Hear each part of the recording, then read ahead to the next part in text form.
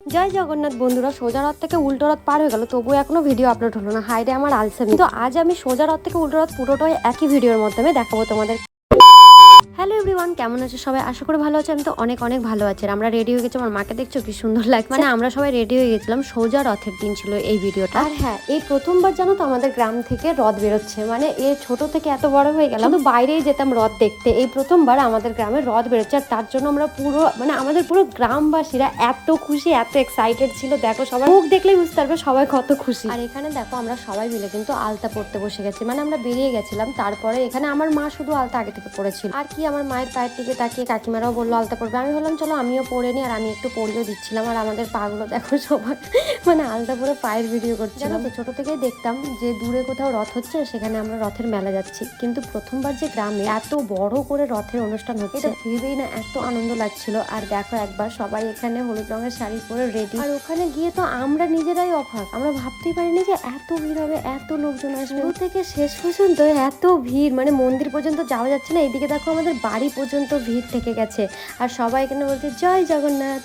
এই আনন্দটাই, এই অনুভূতিটা না সত্যি বলার নেই। আর জগন্নাথ ঠাকুরকে দেখো কি সুন্দর লাগছে। ও এখানে কিন্তু আমাদের এমএলএও এসেছিলেন আজকে। এই যে আমাদের এখানে পুচু রাজা চলে এসেছে, আমাদের পুচু সোনা নিজে গোপু সেজে চলে এসেছিল।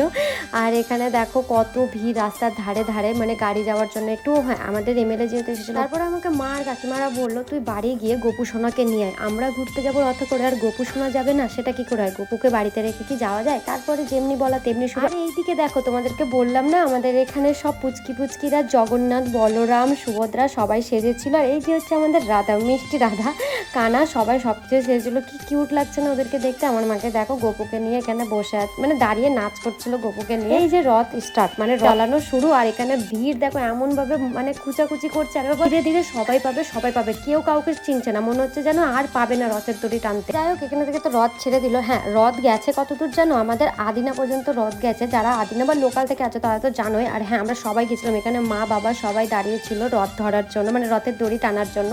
আর বাপরে বাপ, সবাই উপচে পড়েছে, ভিড় দেখতে পাচ্ছ, মাথা খারাপ করা ভিড়।